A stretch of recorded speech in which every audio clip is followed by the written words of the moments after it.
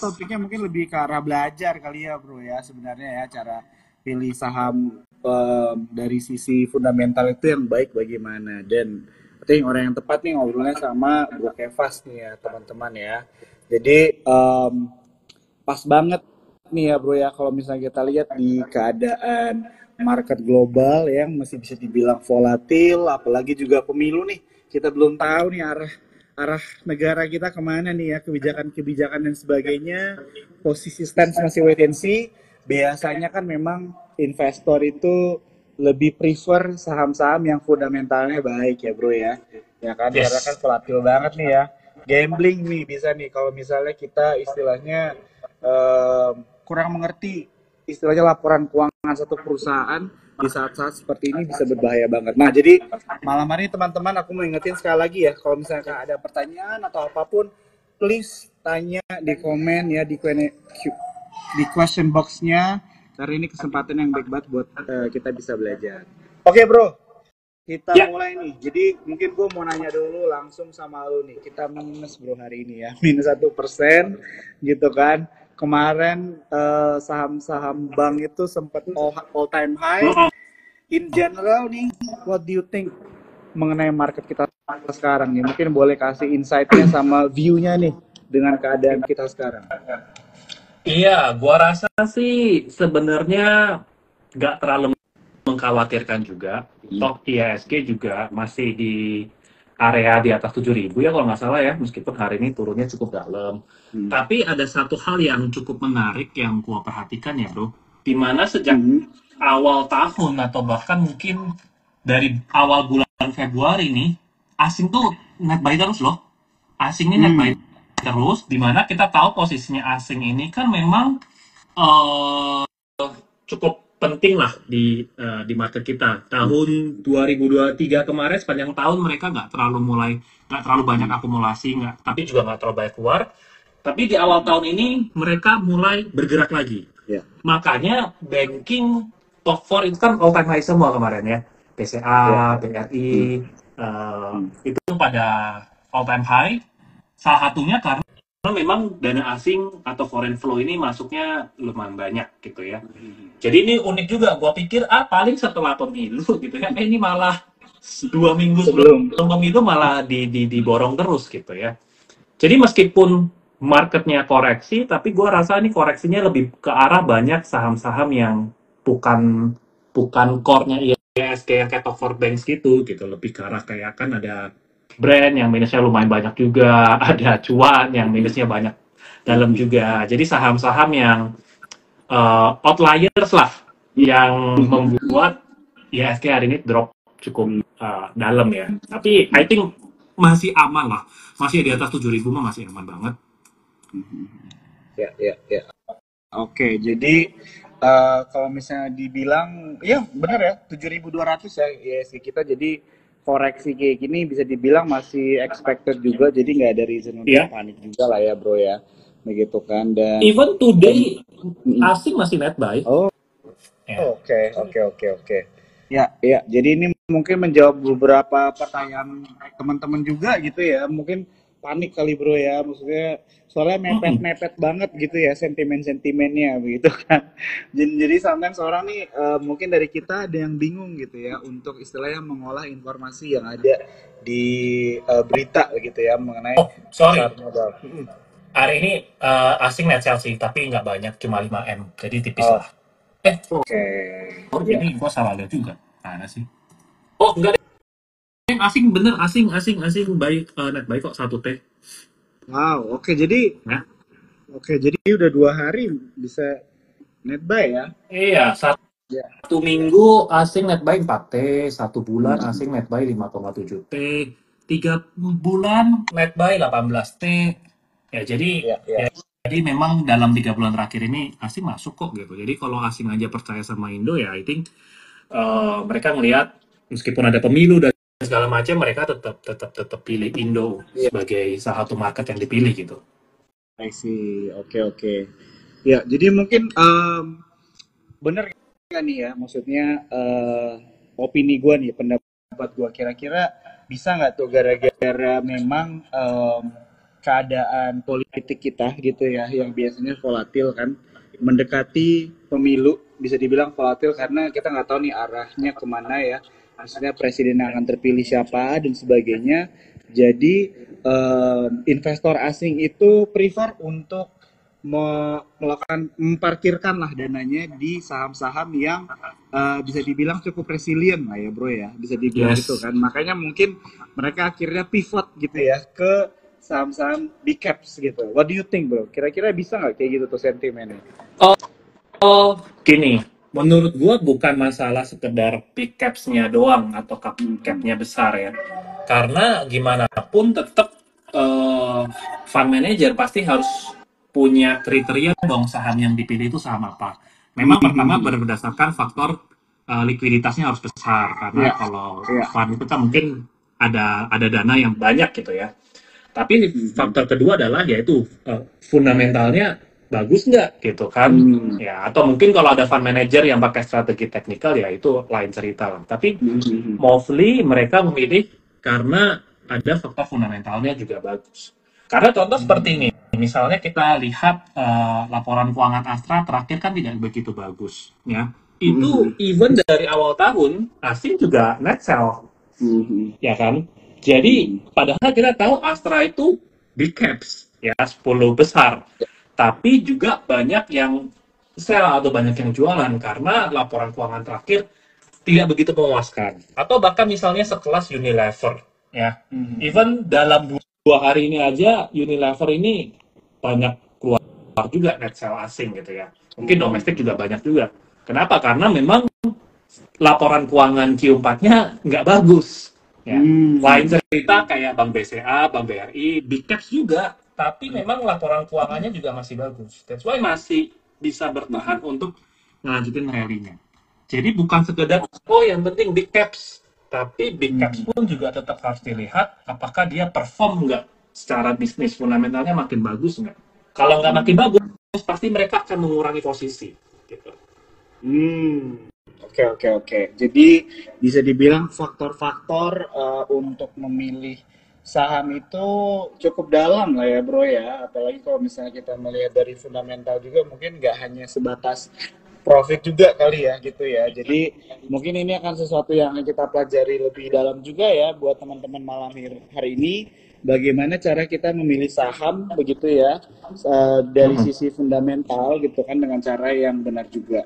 Nah, mungkin sebelum kita lanjut ke pertanyaan selanjutnya, teman-teman di sini aku mau ingetin ya, kalau misalnya kayak ada pertanyaan apapun, walaupun itu pertanyaan saham atau mungkin strategi bagaimana kita berinvestasi gitu ya dari sisi fundamental dan sebagainya, boleh banget ya tanya aja langsung di comment section. Aku pengen banget kita ngobrol-ngobrol malam hari ini tuh interaktif ya teman-teman ya. Karena akan ada hadiah menarik nih buat teman-teman yang nonton malam hari ini. Dan kalau misalnya kalian Please. screenshot IG Live malam hari ini, aku akan pilih 3 pemenang. Ya, kalian akan dapat buku Art of Investing.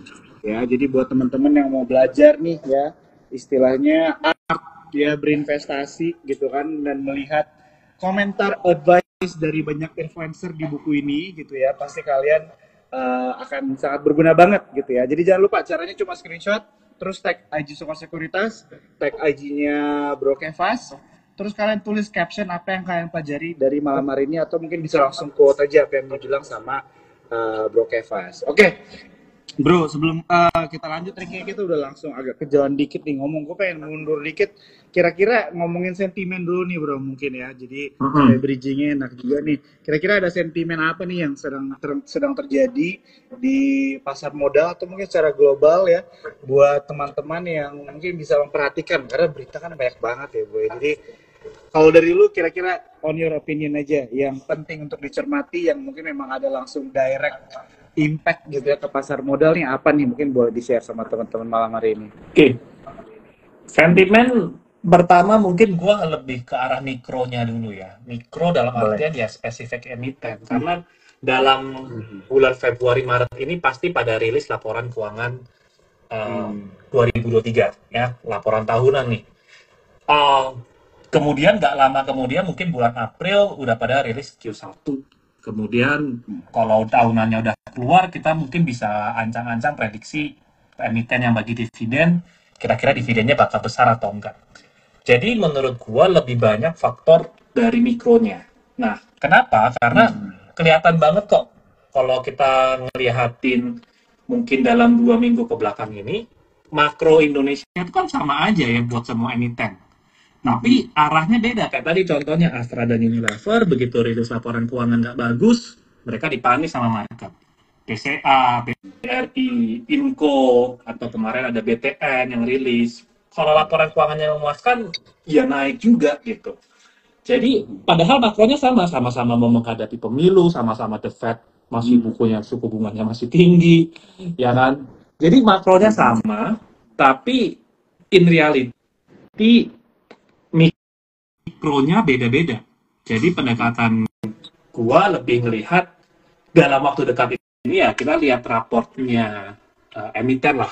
Makanya teman-teman kalau bisa langsung up to date aja cepet gitu. Kelihatannya nih begitu rilis kalian bisa simpulkan ini lebih bagus atau enggak gitu dari tahun lalu. Kalau bagus biasanya sentimennya pasti lebih enak gitu buat di market. Kalau kalian mau nge-swing atau mau baru masuk invest itu lebih enak karena udah tahu nih laporan keuangannya bakal bagus gitu. Nah, tapi kalau secara makro ya, kalau ngomongin makro ya sekarang mungkin market nggak begitu yang rame-rame banget ya. Coba gue lihat-lihat transaksi ISG dulu bentar.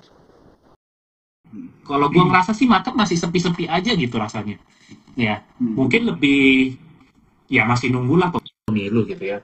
Mungkin after pemilu kalau udah ada quick count gitu ya, udah kelihatan kayaknya siapa yang unggul gitu ya. Paling sentimennya lebih ke yang saham-saham spekulatif, ke yang berhubungan dengan pasangan calon yang grupnya pasangan calon itulah, either tuh 01, 02 atau 03. Kalau wah nih kayaknya bakal menang nih. Nah, itu paling ya kalau mau spekulasi ya lebih ke arah situ bisa juga gitu.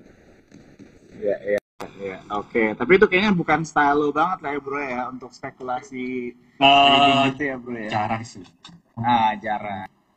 Ya, tapi kalau nakal boleh lah, kalau nakal boleh. Gak ada yang larang.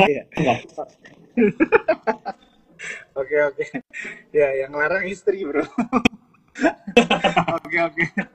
Ya. Jadi thank you banget ya bro untuk sentimen-sentimen yang udah di-mention tadi ya dari sisi mikro begitu ya yang lebih istilahnya menjadi penentu lah ya buat teman-teman untuk memperhatikan juga begitu. Dan di sini ada beberapa teman-teman yang udah nanya juga ya. Di sini kita tampung dulu ya teman-teman ya. Tapi terus bertanya aja, nanti kita akan coba jawabin semua pertanyaan-pertanyaan kalian.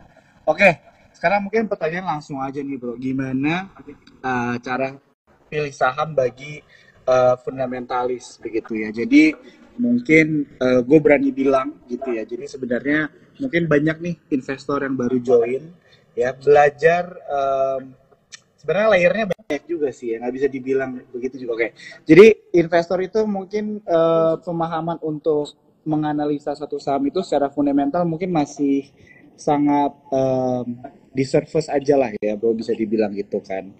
Apalagi kalau misalnya mungkin mereka belajarnya sendiri begitu kan, jadi mungkin agak susah juga. Nah, kita malam hari ini mau nanya langsung nih sama lu bro gitu ya, karena gue juga tahu sebagai seorang fundamentalis juga, kalau kita ngobrol nih lu lebih suka ngasih sisi-sisi dari fundamental, dan gue suka banget actually karena gue juga actually lebih berat ke investor sih gitu kan.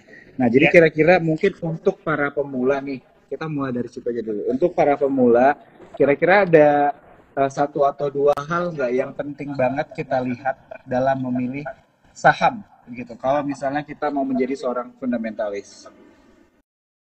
Oke, kalau mungkin basicnya dulu ya. Iya.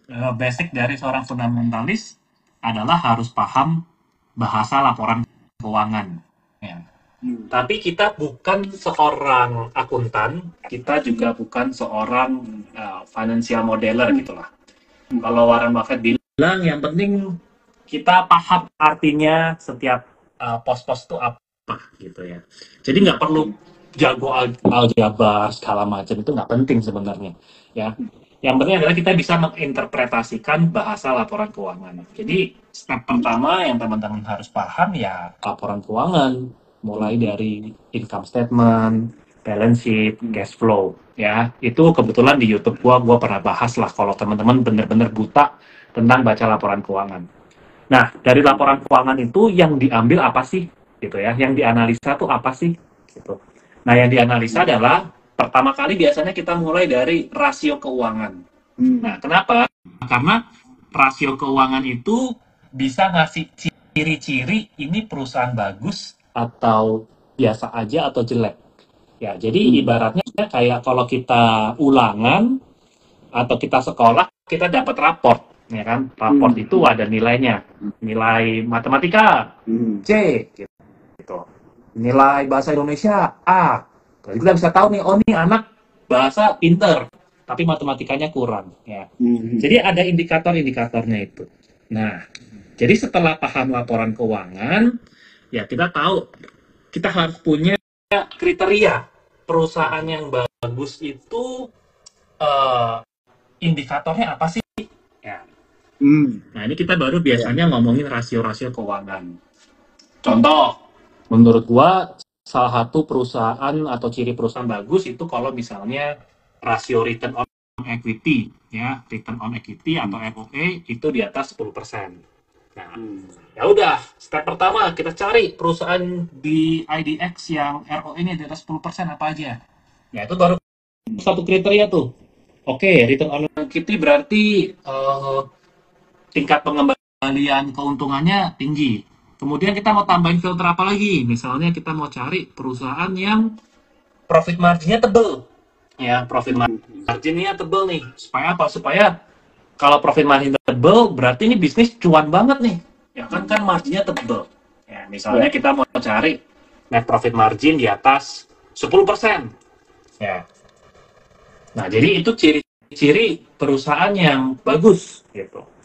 Nah, kemudian kita tinggal tambahin rasio-rasio lagi. Kalau teman-teman udah punya kriteria-kriterianya, teman-teman bisa nilai, oh dengan tadi standar-standar yang tadi nih, kita tahu nih perusahaan bagus atau enggak berdasarkan kriteria-kriteria yang tadi udah kita tentuin. Nah, jadi cara pilihnya memang kita harus biasanya pakai screener gitu ya, atau ngeliatin satu-satu gitu. Nah, ngeliatin satu-satu juga bukan berarti oh kita langsung baca laporan keuangannya, enggak gitu ya. Kita lihat rasio-rasio yang tadi aja kan cepat. Ya misalnya disebut saham BBCA, ya udah lihat rasionya sekilas. Oh, udah tahu kok ini bagus atau jelek. Ya, saham ABNM, ini kita lihat rasionya, oh bagus atau enggak. Gitu aja dulu. Mungkin jadi kalau yang pertanyaannya mau ke arah mana nih? Ya. Jadi kalau misalnya yang gue lihat itu adalah yang paling pertama lo mention adalah itu mengenai menginterpretasikan angka ya atau rasio juga lah ya, laporan keuangan bisa dibilang kayak gitu kan, karena mungkin suatu kadang orang bilang profit berarti udah langsung bagus nih perusahaan, padahal mungkin case-nya nggak selalu begitu ya gitu ya bro ya, atau mungkin satu saham itu apa ya bisa dibilang asetnya besar gitu kan, tapi belum tentu saham itu menarik gitu ya bro ya. Mungkin kita bahas sedikit aja nih, kecil-kecil aja lah ya bro ya, tipis-tipis nih, karena kan IG Live juga nih, gak mungkin banget ya teman-teman kita bisa langsung menyerap semuanya gitu, tapi mungkin dikasih teaser lah bro, mengenai Unilever nih bro. Istilahnya dulu kan Unilever tuh selalu menjadi, kalau misalnya ada orang mulai investasi tuh kayak amannya tuh langsung Unilever gitu kan, Wendiar. Nah tapi sekarang kalau misalnya kita tarik 5 tahun ke belakang, sahamnya udah turun gitu ya, 6%, hampir 6%. Nah itu what happened bro di Unilever, dan kira-kira apa ya bisa dibilang strategi apa atau hal-hal apa yang kita perlu perhatikan supaya istilahnya kita bisa terhindar nih dari contohnya saham-saham yang suka dibilang sama orang-orang, oh ini udah pasti aman, tapi ternyata tidak seperti itu juga gitu kan. Boleh mungkin boleh di-share? Oke. Study case ya Unilever ya. Nah mungkin sebelum gue bahas Unilevernya, gue tambahin aja langsung cara pilih saham yang apa ya dibilangnya, yang bisa naik atau bisa turun, itu biasanya apa sih gitu ya penyebabnya kalau buat fundamentalis gitu ya. Kalau teknikal mungkin ini udah overbought, oversold. Wah, oversold turun, overbought ya kalau overbought itu apa sih? Berarti overbought. Kok jadi lupa sendiri nih. Intinya begitulah, ada istilah-istilahnya. Nah, Nah, oversold berarti udah mau naik, kalau overbought berarti udah mau turun gitu ya. Betul, Ya, anyway itu teknikal. Kalau misalnya fundamental adalah biasanya yang paling gampang teman-teman. Buat yang pemula, bahkan buat yang udah pro pun pasti lihatnya ini, yaitu adalah pendapatan dan net profit. Nah, itu aja teman-teman. Yang sebenarnya jadi boleh dibilang kata kunci lah untuk kita tahu perusahaan ini bagus atau enggak. Nah, perusahaan yang bagus adalah yang bisa cetak laba itu besar. Tapi besar ini kan relatif ya teman-teman ya, seberapa besar pertanyaannya. Ya, jadi pertama adalah bisa kita bandingkan dengan kompetitor atau kita bandingkan dengan histori masa lalunya dia kayak gimana sih. Ya, jadi kalau perusahaan paling gampang misalnya kita lihat histori ke belakang. Laba bersihnya bisa naik kayak anak tangga tuh bayanginnya tuh, naik. Itu maka fundamentalis percaya bahwa harga sahamnya pun akan mengikuti juga. Karena perusahaan bertumbuh, harga sahamnya akan mengikuti. Oke? Nah, begitu pula kebalikannya, kalau bentuk laba bersihnya kayak anak tangga yang turun, ya, maka artinya perusahaan itu kan tidak bertumbuh, malah menurun kan? Nah, itu biasa harga sahamnya pun juga akan mengikuti turun. Ya, kita contoh ya Unilever ya. Gua bisa liatin ke teman-teman tadi. Ini catatan Excelnya gua ya. Ini Unilever ya teman-teman. Ya. Yang paling warna kuning itu adalah pendapatan ya. Jadi pendapatannya kan ini kan kayak anak tangga yang gue bilang nih, naik gitu ya. Ya. Ini yang laba bersihnya yang hijau ini juga naik terus. Sekitar sampai tahun 2018-an lah ya. Kalau teman-teman cek harga sahamnya, ya dari tahun 2008 sampai 2018 harga sahamnya naik. Ya. Tapi kenapa sekarang harga saham Unilever kok seakan-akan wah ini turun terus nih gitu ya? Ya karena satu mungkin pendapatan juga nggak bisa naik lagi nih, ya bahkan cenderung stuck atau bahkan cenderung turun sedikit lah, ya. Ini dari pendapatan. Terus kita lihat ke laba bersihnya, kalau teman-teman ini bisa di zoom sebenarnya ya, ini turun juga nih sebenarnya. Ya kan? Jadi dari anak tangga ini aja udah kelihatan kalau harga saham itu sejalan kok dengan pertumbuhan laba bersihnya sebenarnya. Nah, itu faktor yang pertama, bro. Ya. Jadi selain tadi ada rasio-rasio keuangan, kita lihat juga historinya. Histori pendapatan dan laba bersih. Ini dulu aja. Teman-teman kalau lihat ada perusahaan yang anak tangga naik gini, cenderung pasti bagus. Ya, tapi kalau labanya turun terus ya itu harganya siap-siap dipanis sama market. Gitu. Gimana? Oke. Ada tanggapan dulu? Ya. Nah, ini menarik ya teman-teman ya. Jadi sini mungkin ada teman-teman mungkin yang pengen belajar gitu ya lebih dalam mengenai fundamental begitu kan. Contohnya biasanya nih bro kalau ngobrol buat TikToks yang dibalikin tuh langsung chart teknikal bro. Tapi kali ini dibalikin sama lu yang ditunjukin itu yang dibalikin tuh chart dari pendapatan atau laba perusahaan ya. Jadi gue denger ya buat teman-teman juga yang nonton malam hari ini, Bro Kevas ini punya kelas-kelas juga gitu ya yang tentunya bisa banget kita utilize ya, apalagi teman-teman yang mungkin ini kan bisa dibilang masih awal tahun juga ya, walaupun udah Februari teman-teman ini rasanya tetap seperti awal tahun, jadi kalian ingin memulai something new gitu ya, atau bisa dibilang juga ingin ada guidance yang benar gitu ya dari sisi fundamental juga.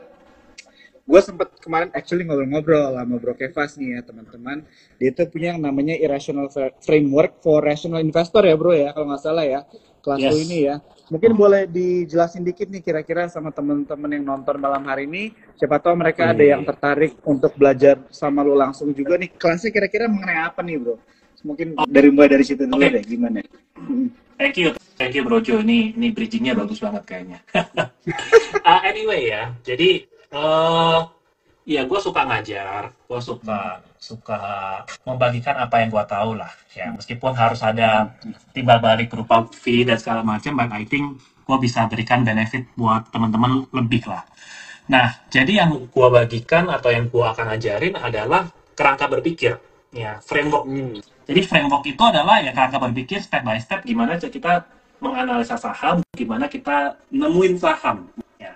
Nah, kenapa gue kasih nama irrational framework ya? Lebih tepatnya karena gue melihat market itu sering nggak rasional. Ya nggak rasional contohnya apa sih? Ya kalau istilahnya kalau Keng Hong ya ada Mercy harganya bajai. Ya itu kan nggak rasional, nggak masuk akal. Ya jadi ada saham bagus dijual murah. Nah tujuannya adalah kita mau cari perusahaan-perusahaan yang seperti itu. Karena pada dasarnya adalah perusahaan bagus harusnya dijual mahal. Memang wajar itu gitu ya. Ya, tapi kalau perusahaannya bagus tapi dijualnya murah, itu kan irasional. Nah, itu salah satu contohnya. Ya, jadi irrational framework ini adalah ada 4 sebenarnya ya. Nah, 4 ini yang gue akan ajarin strategi buat ke teman-teman semuanya. Ya, mulai dari cara pilihnya gimana, cara hitung harga wajarnya gimana, itu semua akan gue ajarin. Dan ini adalah ya boleh dikatakan ini gaya investasi gue nih yang gue ajarin. Meskipun gue akan tetap bilang, gaya investasi gue ini juga belajar dari misalnya Warren Buffett, dari Peter Lynch gitu ya, dari Charlie Munger, ada Joel Greenblatt, tapi semuanya ini tuh gue combine, yang akhirnya jadi gayanya gue gitu. Nah, kalau teman-teman mau belajar caranya gue analisa saham kayak gimana, teman-teman bisa join ke kelas gue. Kebetulan akan jalan di tanggal 24 Februari ini. So, kalau teman-teman mau daftar, teman-teman bisa masuk aja ke website gua investwithkevas.com atau teman-teman bisa lihat di link yang ada di bio gua juga. Oke. Jadi kelas ini 1 hari all day atau mungkin ada beberapa hari? Ada 2 hari, ya. Oh, 2 hari. Jadi 2 hari, 2 hari ini full day lah, kita dari jam 9 pagi sampai jam 3 sore, tapi tentu pasti ada breaknya juga. Jadi ya ibaratnya kayak 2 full day gitu. Tapi gua nggak langsung ya, tetap jeda 1 minggu supaya nggak kepanasan gitu ilmunya. Sip, thank you banget ya. Ini teman-teman mungkin yang mau belajar ya, aku sebenarnya personally gue rekomen ya. Jadi kalau sama Bro Kevas, ini gue jujur nih bro ya, gue kalau ngobrol sama lo tuh enak aja sih biasanya setiap kali IG live karena very insightful aja gitu ya. Apalagi kelas gitu ya. Ini IG Talks teman-teman kita cuma sejam gitu ya, dan juga mungkin ada pertanyaan-pertanyaan apa yang kalian tanya secara langsung nih pasti bisa banget ya bro ya, di kelasnya kan akan interaktif juga pasti ya. Jadi teman-teman di awal tahun ini kita harus memulai sesuatu itu everything right gitu ya, supaya nanti di akhir tahun ini kalian bisa merasakan ya perubahan kehidupan kalian karena kalian melakukan investasi dengan cara yang benar. Oke, bro, tadi sebenarnya gue ada mention nih mengenai istilahnya melihat apa ya saham dari fundamental nih. Gue mau nanya satu nih sebelum kita mulai ambilin pertanyaan dari Cuan Troopers ya, mengenai valuasi nih bro. Valuasi itu kan juga menjadi salah satu hal kita memilih saham begitu ya.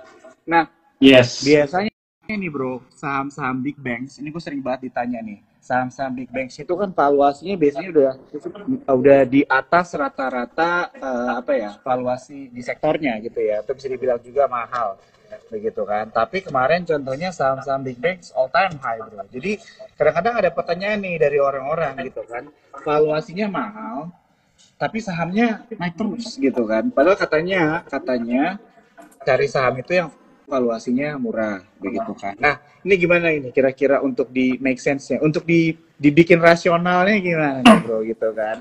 Apakah valuasi the only way faktornya untuk memilih saham atau ada cara lain? Faktor-faktor lain. Mahal itu relatif ya teman-teman. Di sini mungkin ada yang teman-teman punya jam, let's say Rolex gitu. Ada yang teman-teman mungkin jamnya nggak bermerek ya. Padahal jam Rolex sama jam yang tidak bermerek nunjukin waktu yang sama, betul kan? Nah, mungkin beda kualitas bahan tapi fungsinya adalah sama gitu ya, nunjukin waktu. Tapi Rolex ini saya dijual lebih mahal. Kenapa? Oh mungkin karena brandnya, ya persepsi orang, material braceletnya segala macam. Ya atau mungkin kalau jam ini dialnya gimana gitu ya, movementnya otomatis segala macam. Jadi ada faktor-faktor tambah yang membuat memang wajar jam Rolex misalnya dijual lebih mahal daripada jam yang nggak ada mereknya gitu ya. Nah ini hal yang rasional ya menurut gua. Atau misalnya kalau ke toko handphone lah teman-teman, ini gua pakai analogi dulu ya. Sangat wajar kalau misalnya iPhone dan Samsung yang flagship ya, yang handphone paling bagusnya dijual lebih mahal, misalnya kalau gue sebut merek dibandingin misalnya Xiaomi ya atau Oppo atau misalnya Redmi. Wajar nggak? Rasional nggak? Menurut gue ya rasional-rasional aja karena memang dia punya quality yang boleh dibilang lebih bagus dibandingin handphone-handphone yang lainnya, gitu ya. Nah itu adalah hal yang rasional. Nah pertanyaannya kenapa big banks yang besar-besar, oh harganya malah naik terus, dijual valuasinya mahal.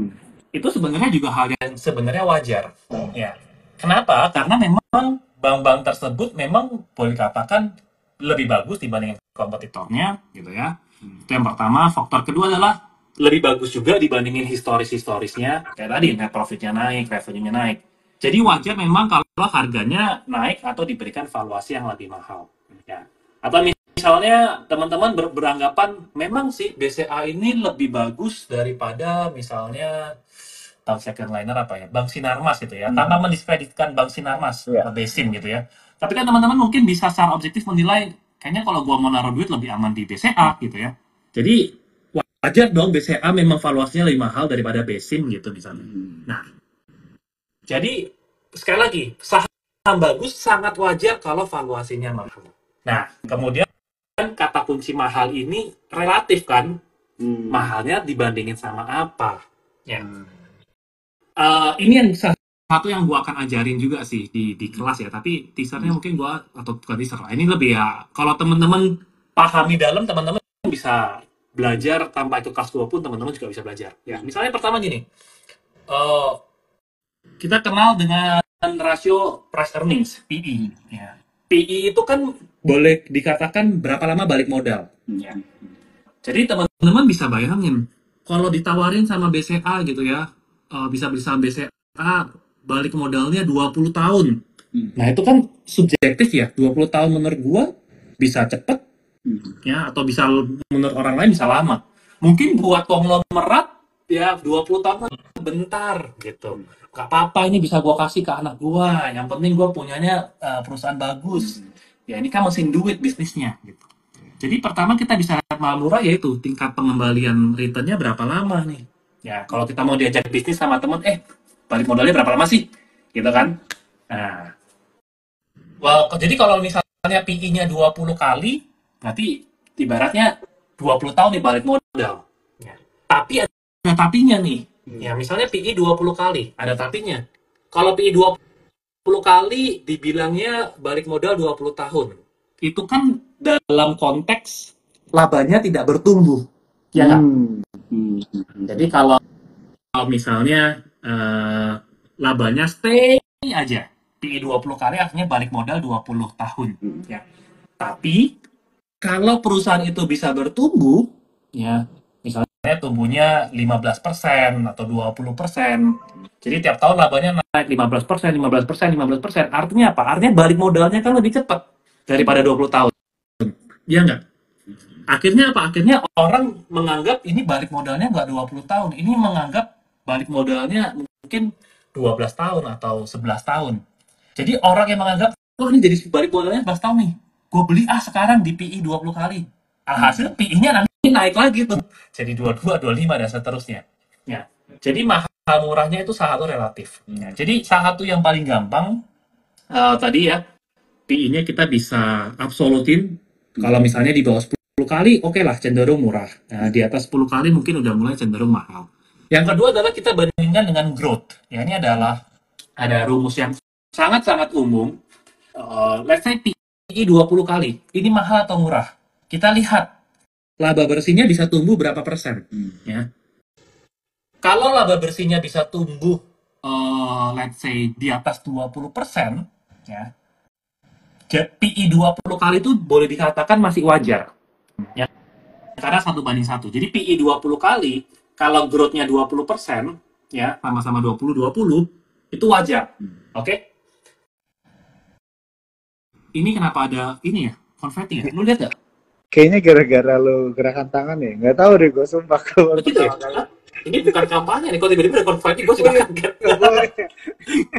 Gimana cara tadi turunin balon-balonan konfeti, teman-teman ada yang tahu nggak? Kok keren? Gue sampai kaget loh. Anyway ya, balik lagi nih, balik lagi nih. Gue ke distract. Jadi PI 20 kali, wajar kalau growth-nya 20%. Oke?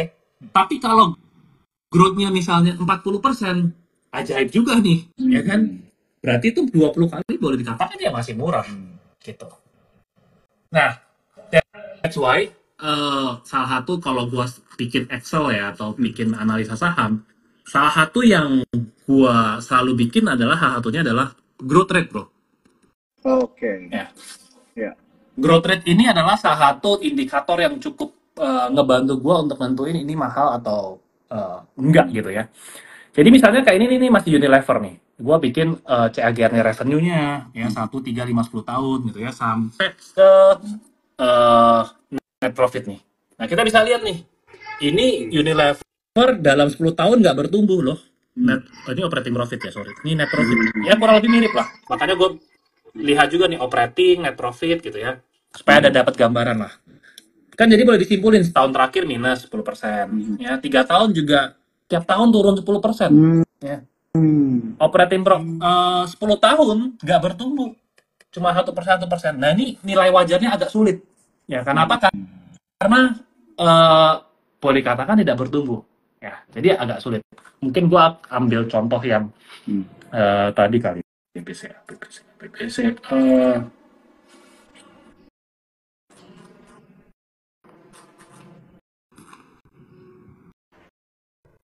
Nah, ini BCA nih. Ya. Oke.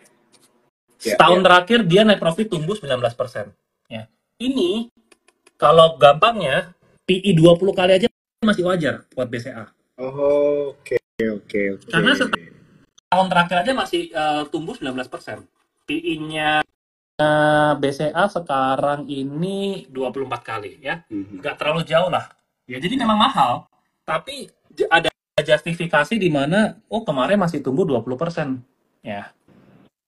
Gitu salah satu cara lihatnya lah. Ya.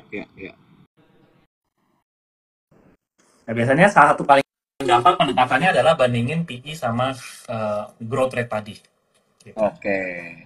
Sip, thank you banget Bro Kevas. Nih gue lagi kayak di kelas nih, gue yakin banget nih teman-teman banyak aha moment juga ya. Jadi bagaimana kita melihat tadi istilahnya apa ya, bisa dibilang salah satu data dari laporan keuangan itu mungkin bisa dijustifikasi gitu ya, atau bisa dibilang juga memerlukan mungkin data-data yang dari lainnya juga ya. Tadi seperti yang dibilang sama Bro Kevas juga, bagaimana kita harus bisa mengartikan lah ya, bisa dibilang mengartikan laporan keuangan. Nah, jadi ini penting banget ya buat teman-teman gitu ya yang mau belajar mengenai fundamental. Ini ada apa lagi nih Bro kira-kira? Ini contoh nih.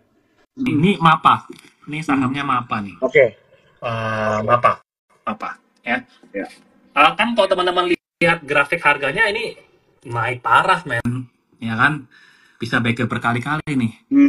Kita bisa lihat dia growth-nya memang bagus. Ya, dari net profit-nya bagus, dari operating profit-nya juga bagus, ya. Ini bisa kita lihat gini doang, kok bisa gampangnya gini ya. Ini kurang lebih harga wajarnya mungkin PI-nya 20-an kali itu masih wajar lah.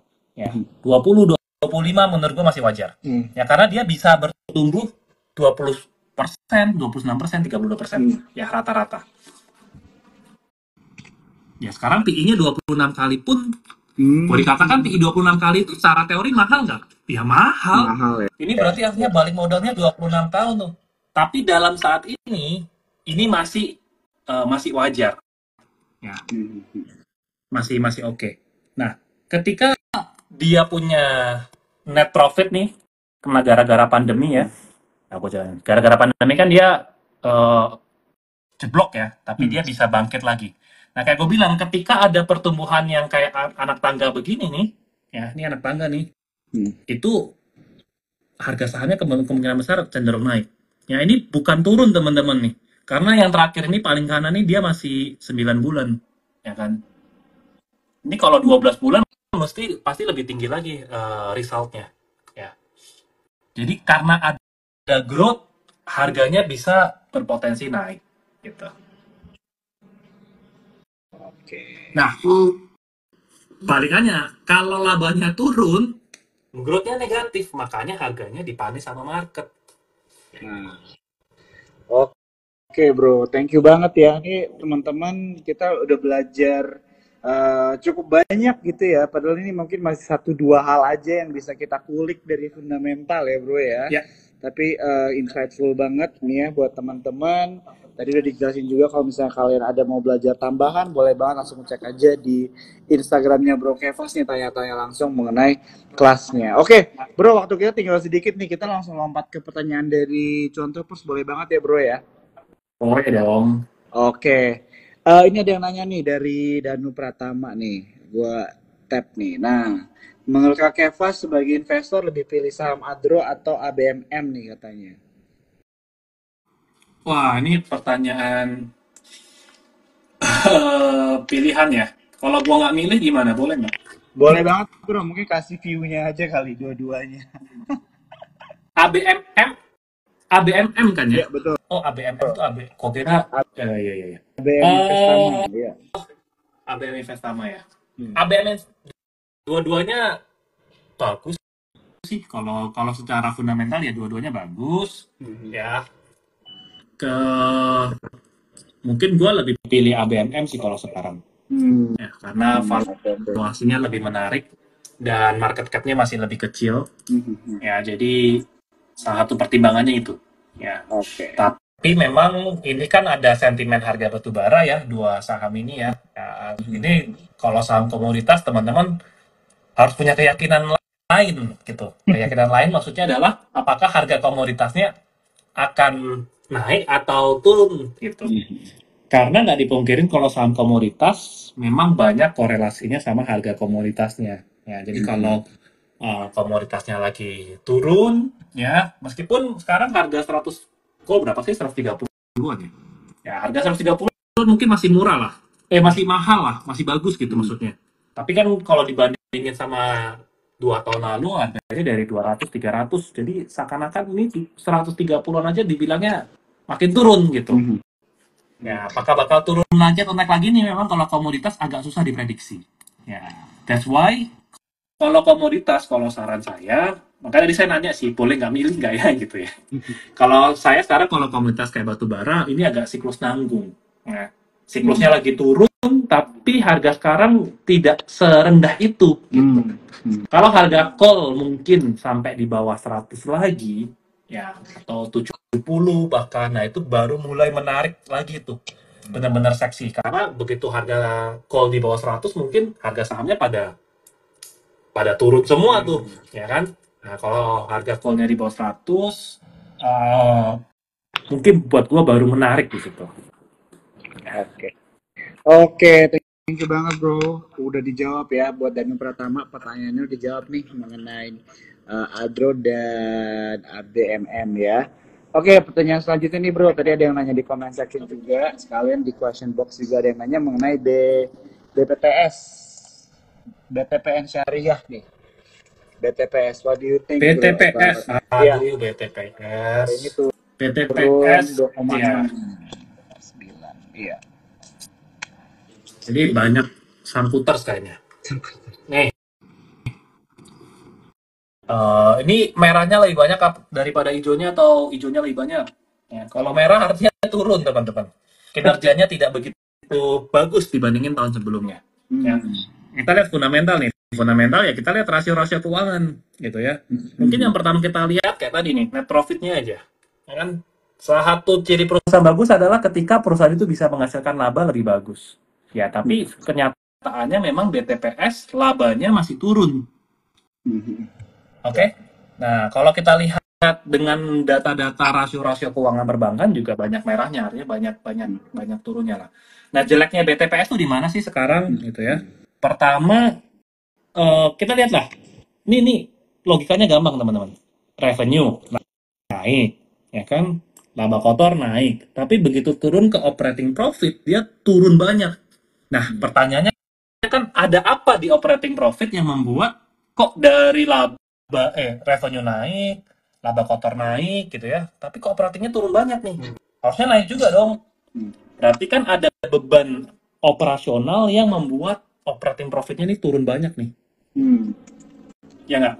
Nah, Nah, beban ini apa? Kalau dicari, beban ini adalah beban cadangan kerugian penurunan nilai alias allowance. Jadi kalau di bank itu dia masih mencadangkan lah kalau bakal gagal bayarnya masih tinggi gitu.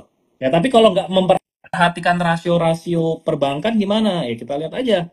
Ya laba bersihnya juga turun banyak nih. Jadi ketika nih laba bersih turun, kita di anak tangganya turun. Hmm. Ya makanya harga sahamnya banyak dipanis oleh market gitu. Ya. Ya, ya. Kemudian kalau tambahan lagi ya, nah ini data non-performing financing. Ya kalau BTPS kan bank syariah nih. Hmm. Ya NPF-nya naik tinggi. Artinya apa? Masih banyak gagal bayar di BTPS. Ya, jadi Hmm. non-performing financing-nya masih tinggi. Itu ya. Jadi kalau BTPS ceritanya ya masih masih inilah masih potensi gagal bayar sehingga ketika gagal bayarnya banyak, laba bersihnya tergerus. Jadi ya Hmm. harganya turun. Tapi BTPS jujur secara valuasi dulu PB-nya bisa 4 kali, 5 kali ke atas. Sekarang cuma 1,5 kali. Memang menggiurkan, sebenarnya menggiurkan. Kalau Oke. gua kemarin ngomong di grup gua, ya kalau BTPS dikasih PBV-nya di bawah 1 gitu ya. Artinya kalau di bawah 1.000 gitu. Itu mungkin baru mulai menarik buat gua. Ya meskipun bisa aja makin turun ya, tapi kalau kepercayaannya adalah wah ini perusahaan mungkin bisa makin bagus lagi gitu. Ya saham saham yang kayak salah harga gini nih mungkin yang bisa jadi peluang. Tapi kalau gua mungkin nunggunya sampai di bawah 1.000 sih buat BTPS. Oke, sip, sip, Kecil sip. juga ya. Iya. Sekarang 1.400. Hmm. Bisa lah. 1.000 baru menarik ya bro kalau buat lo ya untuk BTPS ya. Iya. Oke. Ya, ini teman-teman ya. Jadi pas banget waktu kita juga udah habis ya. Tapi ini aku ada mau coba tap dulu question ini ya. Jadi bagaimana menilai-nilai saham apa aja dan sebagainya. Tadi kita sudah membahas ya teman-teman ya, rasio dan juga mungkin beberapa hal yang bisa kita gunakan untuk menilai satu perusahaan dari sisi fundamentalnya. Ini aku mau ingetin bahwa IG Live ini di save ya teman-teman, jadi bisa nonton dari awal kalau misalnya ada yang ketinggalan. Nah, tapi kalau kalian mau lebih dekat lagi nih sama Bro Kevas, mau nanya-nanya langsung begitu ya, mungkin lebih private juga gitu kan, bisa banget langsung aja ke Instagramnya. Tadi juga dibahas ada kelasnya Bro Kevas ya tanggal 24 Februari nih buat teman-teman semua, karena dari aku personally mau kita semua cuan troopers di sini ya sukses ya di dalam perjalanan investasi kalian. Yes. Mungkin itu aja kali bro dari gua. Gua sekali lagi mau say thank you banget ya buat waktunya. Semoga kita bertemu lagi ya bro ya di Yes. talk selanjutnya. Oke. Siap. Oke, selamat malam Thank you bro ya teman-teman Bro cuan Jo. troopers semuanya. Thank you semuanya sudah nonton. Sama-sama. Dadah.